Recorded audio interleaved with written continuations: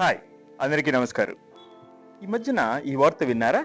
India నుంచి అమెరికాకు వెళ్తున్నటువంటి విద్యార్థుల యొక్క శాతం 44% తగ్గింది అని రీసెంట్ గణాంకాలు చెబుతున్నాయి. అంటే లాస్ట్ ఇయర్ జనరల్గా జూలై ఆగస్టులో అడ్మిషన్ జరుగుతూ ఉంటాయి. సో ఆ గణాంకాలు చూసినప్పుడు ఈ సంవత్సరంతో పోలిస్తే 44% తగ్గింది అని గణాంకాలు చెప్తున్నాయి. మరి ఇది ఎందుకు తగ్గింది? అమెరికా వెళ్ళాలి, డాలర్ కళ, విద్యార్థులు తల్లిదండ్రుల యొక్క డాలర్ కళ మరి ఇక ముగిసినట్టేనా? నాకు తెలిసి చాలా మంది మిడిల్ క్లాస్ వాళ్ళు కూడా ఏదో కింద కొంత కష్టపడి, కొంత లోన్ పెట్టి, కొంత అప్పు చేసి పంపిస్తే వాళ్ళ జీవితం సెటిల్ అవుతుంది కదా అని పంపించినటువంటి వాళ్ళు మిడిల్ క్లాసే కాకుండా బిలో మిడిల్ క్లాస్ చాలా మంది ఉన్నారు. మరి అలా వెళ్ళినటువంటి పిల్లల యొక్క పరిస్థితి ఎట్లా ఉంది? ఇన్ని లక్షలు ఖర్చు పెట్టి అక్కడికి వెళ్ళిన తర్వాత దానికి సరైనటువంటి ఫలితం దక్కుతుందా? రీసెంట్గా వెళ్ళినటువంటి వాళ్ళ పరిస్థితి ఎట్లా ఉంది? అసలు భవిష్యత్తులో ఈ ఆలోచన చేయటానికి ఎటువంటి points as a parent, as a స్టూడెంట్గా ఆలోచించాలి ఇప్పుడు ఉన్నటువంటి పరిస్థితుల్లో అనేటువంటి దాన్ని చూసేటువంటి ప్రయత్నం చేద్దాం. అంతేకాకుండా దీనికి సంబంధించి చాలామంది బ్రెయిన్ డ్రైన్ అని కొంతమంది, లేదా కొంతమంది గ్లోబల్ ఎడ్జ్, అంటే ఇక్కడ ఉన్నటువంటి పిల్లలు అక్కడికి వెళ్ళి వరల్డ్ క్లాస్ ఇన్ఫ్రాస్ట్రక్చర్తో మమేకమయ్యి చదువుకొని వల్ల గ్లోబల్ ఎడ్జ్ సంపాదిస్తారు అనేటువంటి వాళ్ళు ఒక రకం. లేదు, భారతదేశం యొక్క బ్రెయిన్ డ్రైన్ జరుగుతుంది అనేటువంటి వాళ్ళు మరొకటి. మరి మీ అభిప్రాయం ఏమిటి? కామెంట్ రూపంలో తెలియచేయండి. మరి ఇక ఈ వీడియోకి సంబంధించినటువంటి ఇందాక చెప్పినటువంటి ప్రశ్నలకు సంబంధించినటువంటి సమూలమైనటువంటి గణాంకాలతో మనం ఈ యొక్క విషయాన్ని కూలంకుషంగా అర్థం చేసుకునేటువంటి ప్రయత్నం చేద్దాం. మొట్టమొదటిగా అసలు ఎంతమంది విద్యార్థులు ఇక్కడి నుంచి వెళ్తున్నారు సంవత్సరం తరబడి? లాస్ట్ 8 years నుంచి మనం చూస్తే 2018-19లో 2,02,14 మంది విద్యార్థులు, భారతీయ విద్యార్థులు యుఎస్ యూనివర్సిటీలో సీట్లు సంపాదించారు. అలాగే 19-20కి వచ్చేటప్పటికి 19-20కి వచ్చేటప్పటికి 2,08,780 మంది. అలాగే 2020-21 అకాడమిక్ ఇయర్కి వచ్చేటప్పటికి 1,22,535 మంది మాత్రమే. అంటే 41% తగ్గుదల అప్పుడు వచ్చింది. కానీ అది పాండమిక్ వల్ల, కరోనా వైరస్ వచ్చినందువల్ల, పాండమిక్ వచ్చినందువల్ల తగ్గినటువంటిది. మరి అలాగే 21-22కి వచ్చేటప్పటికి 1,99,182 మంది. అంటే అక్కడ 62% హైక్ వచ్చింది.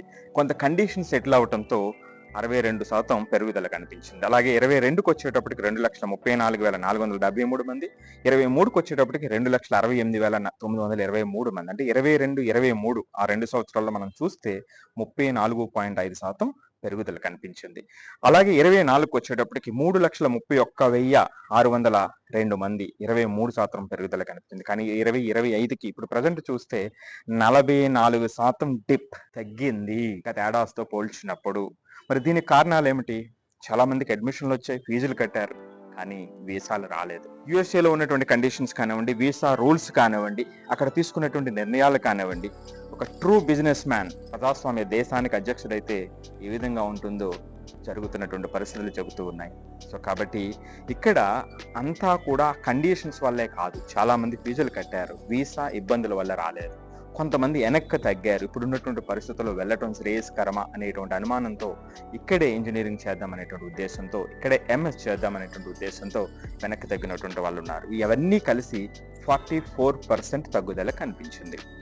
మరి ఇక ఇలా వెళ్ళటం వల్ల దేశానికి ఇమీడియట్గా వచ్చేటువంటి నష్టం ఏమిటి, లాభం ఏమిటి మనం చూసినప్పుడు, ఫైనాన్షియల్గా మనం చూసినప్పుడు ప్రతి విద్యార్థి సగటున 40-55 లక్షల రూపాయలు ఇక్కడ యూనివర్సిటీలకు పే చేస్తున్నారు. అంటే సుమారుగా 2 సంవత్సరాలకి 80 లక్షల నుంచి ₹1,00,00,000 వరకు వీళ్ళు పే చేస్తున్నారు. అంటే దీన్ని కాలిక్యులేట్ చేస్తే ఒక సంవత్సరానికి సుమారుగా $11 బిలియన్, అంటే 91,000 కోట్ల రూపాయలు Indian money, Indian add and money US యూనివర్సిటీకి వెళ్ళిపోతుంది.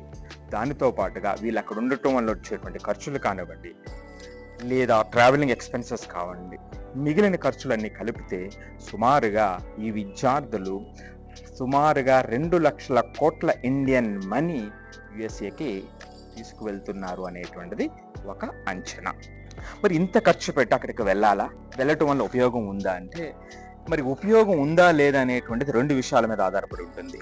వెళ్ళేటువంటి విద్యార్థులు కళల ప్రపంచంలో మాత్రమే వెళ్తే ఉద్యోగం వస్తుంది, డాలర్ల కళ నిజమైపోతుంది అని ఏ విధమైనటువంటి అంటే సరైనటువంటి లెర్నింగ్ హ్యాబిట్స్ లేకుండా, దాని మీద సరైనటువంటి విలువ లేకుండా జలసాతో వెళ్ళేటువంటి పిల్లలకి ఏమాత్రం ఉపయోగం లేదు అనేటువంటిది నేను స్పష్టంగా వందల మందిని స్టడీ చేసి చెప్తున్నటువంటి మాట. మరి కానీ నేర్చుకోవాలనేటువంటి ఆ తలంపు, ఆ హ్యాబిట్స్తో పూర్తిగా ఆ ఎక్స్పోజర్ని యూజ్ చేసుకుని దాన్ని అర్థం చేసుకుని ముందుకెళ్ళేటువంటి విద్యార్థులకి ఖచ్చితంగా అద్భుతమైనటువంటి అవకాశాలు ఉంటాయి. ఎందుకంటే అక్కడ world class infrastructure, global exposure, global market, పెద్ద జాబ్ మార్కెట్, అంతేకాకుండా ఓపీటీ 3 సంవత్సరాల పోస్ట్ స్టడీ వర్క్ పర్మిట్, ఇవన్నీ కూడా ఖచ్చితంగా బాగా నేర్చుకోవాలి. అతి ముఖ్యంగా శ్రద్ధతో డిసిప్లిన్తో ఉన్నటువంటి పిల్లల్ని మరింత ఉన్నత శిఖరాలకి ఖచ్చితంగా తీసుకెళ్తే ఆ అవకాశాలు.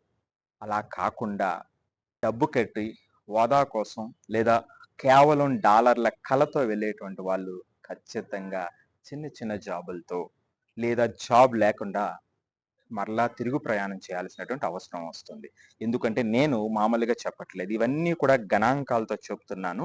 సో దీనికి సంబంధించి గత 8 సంవత్సరాలుగా అక్కడ ఉన్నటువంటి జాబ్ మార్కెట్కి సంబంధించినటువంటి గణాంకాలను చూస్తే మీకు అర్థమవుతుంది ఈ విషయం. 2018లో 2017లో అక్కడ అన్ఎంప్లాయ్మెంట్ రేట్ యుఎస్ఏలో 4.1%. మరి జాబ్ పొజిషన్ చాలా హై ఉండే, అంటే నెంబర్ ఆఫ్ జాబ్స్ ఓపెనింగ్ ఉండేవి 2017లో. కానీ అండర్ ఎంప్లాయ్మెంట్ అప్పుడు కూడా 37%. అంటే నీకున్నటువంటి డిగ్రీకి సమానమైనటువంటి హోదా కలిగిన జాబ్ కన్నా తక్కువ జాబ్ చేసేటువంటి వాళ్ళు 37%. మరి ఇండియా నుంచి వెళ్ళినటువంటి ఎంఎస్ గ్రాడ్యుయేట్స్ వాళ్ళు ఎంతమంది జాబ్ సంపాదించారు అంటే 80% పీపుల్కి జాబ్ వచ్చింది 2017లో. అదే 18లో చూసినప్పుడు అక్కడ అన్ఎంప్లాయ్మెంట్ రేట్ 4% అయితే జాబ్ పొజిషన్స్ హై డిమాండ్లో ఉన్నాయి. Under employment 36%.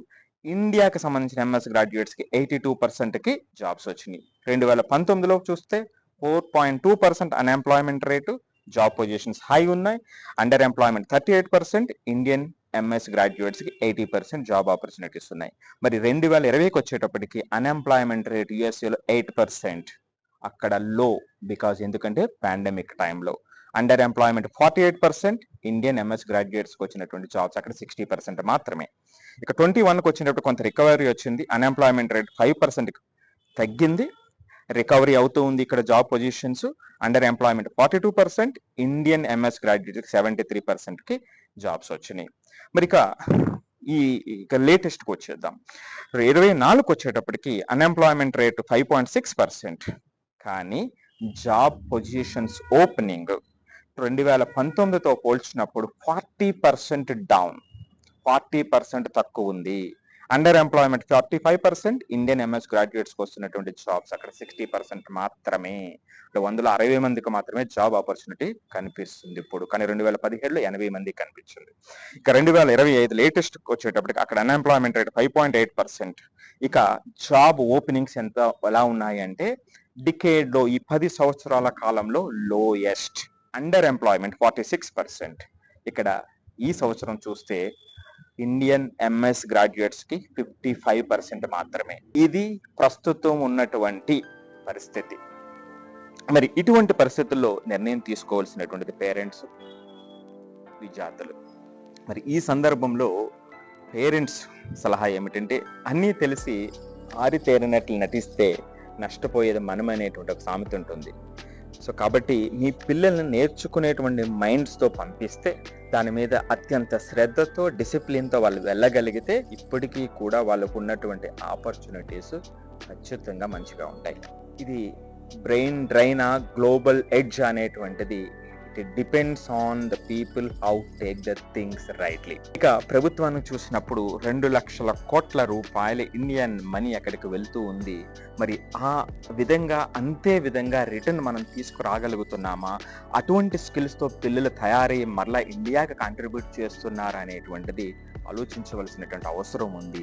సో ఈ మారినటువంటి గ్లోబల్ క్రైసిస్ కానివ్వండి, గ్లోబల్ కండిషన్స్ మారినటువంటి ప్రాధాన్యతల పరంగా మనం చూసినప్పుడు ఇమీడియట్గా ప్రభుత్వం, సెంట్రల్ గవర్నమెంట్ కనీసం ఒక 80 యూనివర్సిటీలకి అత్యధిక నిధులు ఇచ్చి రీసెర్చ్ మీద స్వేచ్ఛనిచ్చి గ్లోబల్గా టాప్ 100లో అవి వచ్చేటట్టుగా ప్రోత్సాహాన్ని ఇమీడియట్గా కల్పించవలసినటువంటి అవసరం ఉంది. అలా అయితేనే 2047 వికసిత్ భారత్కి మరింత పెద్ద పునాది పడుతుంది. దానితో పాటుగా పరిశోధన, ప్రైవేట్ భాగస్వామ్యం, గ్లోబల్ పార్ట్నర్షిప్. సో ప్రపంచంలో ఉన్నటువంటి యూనివర్సిటీతో గ్లోబల్ పార్ట్నర్షిప్తో స్కిల్ ఇంప్రూవ్మెంట్కి at root level 9th grade నుంచి కూడా జాబ్ ఓరియంటెడ్ పైప్ లైన్కి అనుసంధానం చేస్తూ అటువంటి మైండ్ సెట్ని 9th to 12th పిల్లలకి ఇస్తూ 12th తరువాత ఆ స్కిల్స్ ఎన్హాన్స్మెంట్కి మరింత ప్రోత్సాహాన్ని అందించాలి. ఇక 3వ పాయింట్ ఫ్లెక్సిబిలిటీ, ఇన్నోవేషన్, జాబ్ పైప్ లైన్ని చాలా చక్కగా డిజైన్ చేస్తే ఖచ్చితంగా మనం 2047కి ఏదైతే సాధించాలనుకుంటున్నామో అది ఖచ్చితంగా ఈ యువత ద్వారా సాధించడానికి 100% అవకాశం ఉన్నటువంటిది. కాబట్టి ఇటు పేరెంట్స్, అటు పిల్లలు, ఇటు ప్రభుత్వం, సో వీళ్ళు ముగ్గురు దీనితో పాటుగా ఎడ్యుకేషనల్ ఇన్స్టిట్యూషన్స్ ఈ యొక్క ప్రాధాన్యతలను పాటించి ముందుకు వెళ్తే మనం ఏదైతే సాధించాలనుకుంటున్నామో దానికి 100% సాధించడానికి అవకాశం ఉంటుంది. మరి ఈ సందర్భంలో ఈ అమెరికాకి వెళ్ళటం అనేటువంటిది బ్రెయిన్ డ్రైనా, గ్లోబల్ ఎడ్జా? Please comment.